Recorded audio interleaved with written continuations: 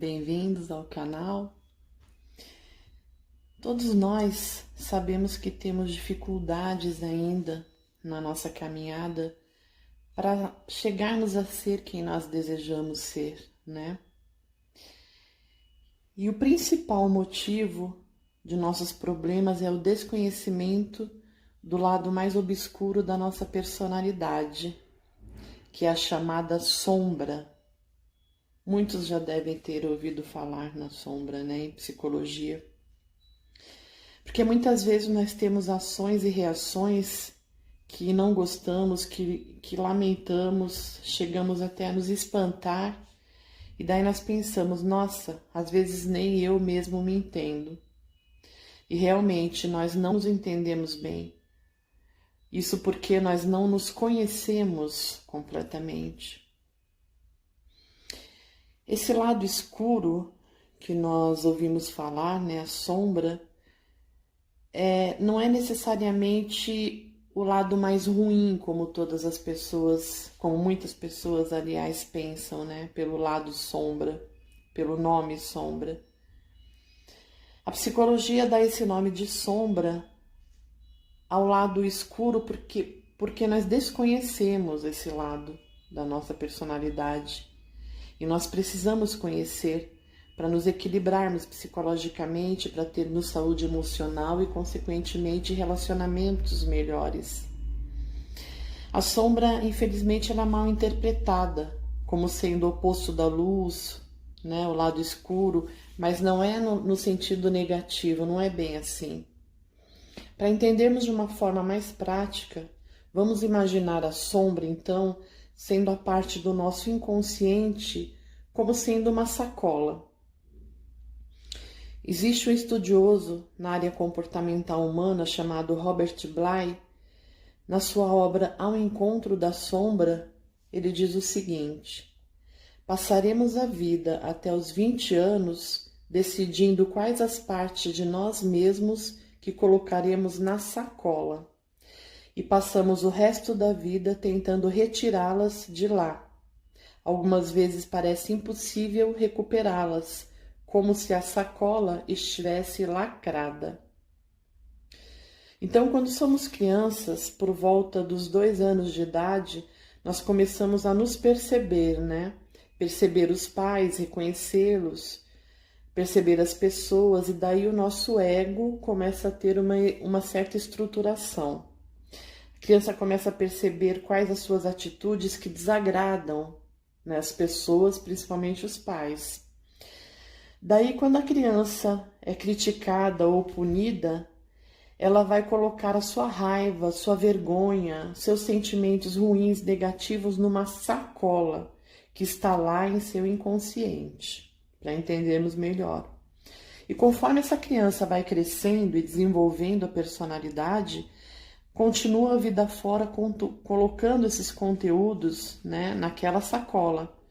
São conteúdos que não aceita, que rejeita, como sendo incompatíveis com a sociedade, né, para as pessoas, na sua visão, claro. Porque a pessoa começa a perceber que quando ela se mostra boazinha, calma, né, amável, ela é mais aceita, ela é mais amada pela sociedade, vista como alguém mais interessante, no caso. Daí a pessoa continua colocando as emoções negativas lá na sacola, para se mostrar ponderada, boa, dócil, né? Vai construindo máscaras, que o Jung, na sua psicologia, dá o nome de persona, essas máscaras utilizadas na sociedade. Ocorre que a pessoa passa a acreditar, então, que ela realmente é daquele jeito que ela mostra, ou seja, até ela acredita nas próprias máscaras que ela usa. Então ela vai acreditar que ela é calma, boazinha, amável, ou seja, quase um anjo, que é a imagem que ela quer mostrar para a sociedade, né? Daí, o que acontece com o ser humano? Vai se apartando cada vez mais da pessoa que realmente é. Isso é grave. Alguns conteúdos que estão lá naquela sacola no inconsciente, que é a sombra, a pessoa pode até conhecer esses conteúdos, porém, eles podem ter sido reprovados, ou pela pessoa ou pela sociedade, foram rejeitados e vão ficando lá na sacola. Esses conteúdos, em dado momento da vida, precisarão ser retirados dessa sacola, mesmo que pareçam ruins de início, nocivos, né? Para que a pessoa possa trabalhar o seu processo de individuação, ou seja, o seu amadurecimento psicológico e emocional. Porque se a pessoa não conhecer esse seu outro lado, ocorre uma dissociação de si mesma, não é? Como se a pessoa tivesse uma dupla personalidade.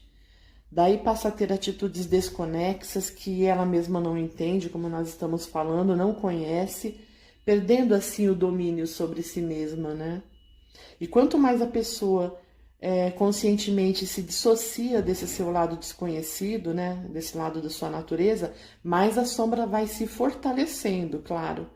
Essa cola vai enchendo cada vez mais e ficando mais forte. Isso vai aparecendo na vida da pessoa como sequelas de comportamento, ou seja, são aquelas situações que causam medo, melindre, raiva, insegurança, carência, sentimentos ruins, né? E assim por diante. Segundo Jung, a sombra personifica o que o indivíduo recusa conhecer e admitir, e que, no entanto, sempre se impõe a ele, direta ou indiretamente, tais como os traços inferiores do caráter e outras tendências incompatíveis. É aquela personalidade oculta, recalcada, frequentemente inferior, que em geral tem um valor afetivo negativo. Então vamos entender, a sombra ela vai personificar aquilo que a pessoa recusa, que ela rejeita reconhecer em si. Seria o oposto daquilo que a pessoa se mostra e se percebe. Por exemplo, uma pessoa que não tem paciência com crianças, vamos supor, mas vive a falar que gosta, demonstra, né, para as pessoas que gosta, pega no colo, elogia, para passar para as pessoas que gosta de criança. E ela mesma tenta se convencer que gosta, mas lá no fundo ela se irrita com crianças, ela se sente incomodada. Então vejam bem, aqui é só um exemplo. O termo incompatível que Jung se refere não são coisas necessariamente negativas, mas são incompatíveis com a sociedade em que a pessoa vive. Dependendo da educação que a pessoa recebe, se houveram discriminações, críticas, coisas assim, isso vai fazer com que a pessoa rejeite conteúdos incompatíveis com a educação que ela teve, né? Como sendo errado, como sendo inadequado. Isso tudo vai compondo a sombra da pessoa.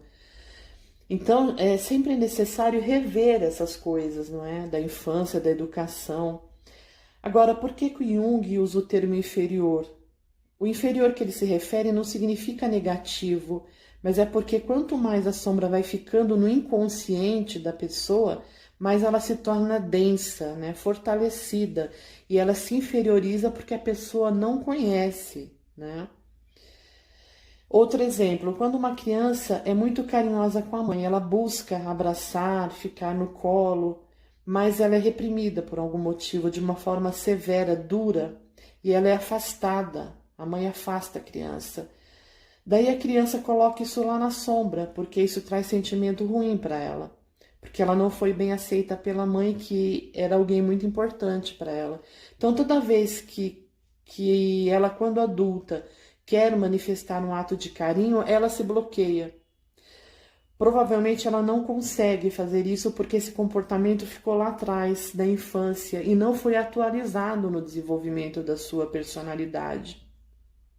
Por isso é importante fazer o retorno a esses acontecimentos negativos da infância, esses sentimentos tristes, ruins, para que a pessoa possa evoluir emocionalmente, né? É na sombra, no complexo, que estão aquelas energias necessárias para realizar esse processo de individuação, que significa para a pessoa se tornar plena, né, integral. Sobre isso, novamente, o Jung diz: todo homem tem uma sombra, e quanto menos ela se incorporar à sua vida consciente, mais escura e densa ela será. De todo modo, ela forma uma trava inconsciente que frustra nossas melhores intenções. Aqui o Jung quer dizer que por desconhecer a sombra, as nossas boas intenções são frustradas. É bem como diz aquele ditado popular, que de boas intenções o inferno está cheio. Isso é verdade. Muitas vezes aquilo que a pessoa tem como qualidade, quando tenta atuar interferindo na vida de alguém, pode ser visto como algo ruim, por causa desse desconhecimento da sombra. Muitas vezes nos relacionamentos, a sombra das duas pessoas se relacionam, na verdade. E as pessoas costumam falar, nossa, mas isso só pode ser um castigo, é um karma. Mas não é karma, é a sombra. O que ocorre é que as pessoas, desconhecendo a sua sombra, elas irão manifestar-se nos seus relacionamentos. Para quem sabe assim, a pessoa trabalhar as suas sombras e atualizar os seus processos. Essa é a função dos relacionamentos, deveria ser assim. Porque vejam bem, se as dificuldades, as reclamações de uma relação são trabalhadas de uma maneira emocionalmente inteligente, com humildade, né? Com essa percepção, isso pode contribuir para que a sombra venha à tona e seja trabalhada. Quando Jung fala que a sombra frustra as melhores intenções de alguém, é porque ela boicota o que a pessoa tem de melhor, o que ela tem intenção de fazer de bom. Seria aquele famoso chamado tiro no próprio pé, ou seja, a pessoa trabalha contra si mesma. Aí se torna prejudicial isso, porque faz com que a pessoa não perceba que ela mesma trabalha contra a sua própria felicidade. Nós percebemos aí que a reclamação das pessoas com quem convivemos, ao invés de serem repudiadas, elas deveriam ser utilizadas como um trampolim para o crescimento pessoal e emocional. Então, nós devemos prestar atenção nas reclamações contra nós. Novamente, o Jung fala aqui, a sombra não consiste apenas de tendências moralmente repreensíveis, mas também demonstra várias boas qualidades que temos, como instintos normais, reações apropriadas, insights realistas, impulsos criativos, etc. Esses insights que o Jung fala são inconscientes, eles vêm da sombra e nos ajudam a resolver problemas. Ocorre, por exemplo, quando nós dizemos, nossa, essa ideia me veio de repente. É a sombra. Então a sombra contém coisas boas e importantes também que foram reprimidas, por isso sempre é necessário a revisão de crenças e valores que adquirimos na formação de nossa personalidade. Toda pessoa deve sempre estar predisposta a rever a sua vida. Para termos uma ideia, o próprio instinto de preservação, por exemplo, é conteúdo da sombra. Está lá no inconsciente, na sacola. Então, essas pessoas que se mostram muito corajosas, né, arriscam muito a vida, né, colocando a própria vida em risco, elas estão desequilibradas emocionalmente, porque lhes falta um instinto principal que nós temos, que é o instinto de preservação. A criatividade também é conteúdo da sombra, e ela é positiva. As pessoas que são educadas com muita rigidez, elas jogam esse conteúdo da criatividade para a sombra, prejudicando-as. Porque a criatividade é responsável pela solução dos nossos problemas na vida. Então é preciso sempre rever esse conteúdo para que nos tornemos, para que não nos tornemos pessoas muito rígidas, né? Sem criatividade, muito duras em nossas opiniões. Para fazer uma ligação entre a questão da sombra com a espiritualidade, com o espiritismo no caso, eu trouxe uma fala da Joana de Ângeles na obra Jesus e o Evangelho à luz da psicologia profunda, dizendo o seguinte: as experiências não vivenciadas, as circunstâncias ainda não conhecidas, constituem-lhe a sombra, que se pode apresentar também do nosso ponto de vista, como os insucessos, os abusos, os desgastes a que se entregou, fazendo-a densa, porque necessita de diluir-se, através de outras atitudes compatíveis com as conquistas da inteligência e do sentimento. Todas as experiências vividas, na verdade, compõem a sombra. A partir da criação do ser humano, a sombra já começa a ser formada em cada indivíduo. Então, no aprimoramento do sentimento pelas vidas sucessivas que nós passamos, através da nossa evolução espiritual, nós vamos diluindo as tendências espirituais negativas, vamos nos melhorando. Continuando com a Joana de Ângeles, vemos em O Despertar do Espírito, no capítulo 2, a própria personalidade, não poucas vezes apresentando-se fragilizada, fragmenta-se e dá surgimento a vários eus, que ora sobrepõem ao ego e ora caracterizam com identidade dominante. Aqui a mentora chama atenção sobre a percepção dos vários eus, assim como na história de O Médico e o Monstro, que todos nós conhecemos. A mesma pessoa, ora se tratava de alguém do bem, uma pessoa normal, e ora se transformava em um assassino cruel, sem qualquer sinal de piedade. Ou seja, as partes não vivenciadas e não aceitas pela pessoa ficam surgindo nas atitudes dela. Se trata de uma dissociação da personalidade, uma divisão. O grande problema é que a parte de uma pessoa não trabalhada e que ela vai achando confortável, né, leva o quê? Ao comodismo. Daí essa parte pouco conhecida acaba sendo utilizada, influenciando nas relações de uma forma negativa, gerando os conflitos. Então, é preciso aceitar certo desconforto para que se consiga reciclar os sentimentos, né? É preciso fazer revisão constante das nossas condutas, a fim de poder reavaliá-las sempre. Outro exemplo, uma criança que sofreu uma experiência de rejeição, então, tendo ficado marcas registradas no seu inconsciente, né? Seja por bullying, pela educação mesmo, por qualquer motivo, essa criança vai desenvolver falta de confiança nas pessoas. Daí, no processo de construção da personalidade dela, ela vai tendo dificuldade nas relações por medo, novamente, de rejeição, porque está lá no inconsciente a rejeição. Então, essa pessoa ela poderá romper relações que poderiam ser boas sem motivo aparente, né, por conta disso que ficou no inconsciente. Ou caso ela mantenha as relações, mantenha a relação, ela entra em choque consigo mesma, entre se proteger e amar uma pessoa, sempre sendo infeliz, sempre se sentindo mal. Sobre isso, Joana de Ângeles novamente fala em O Homem Integral, capítulo 7. Mergulhado em sombra, esse lado escuro da personalidade, a pressa te impulsiona a ações que estão destituídas da razão e da compaixão, desnaturada nas bases e dominantes na essência. Então, imaginemos essa parte que a pessoa não conhece, dominando o ego dela. Essa parte impulsiona a pessoa a ter ações sem razão e sem emoção.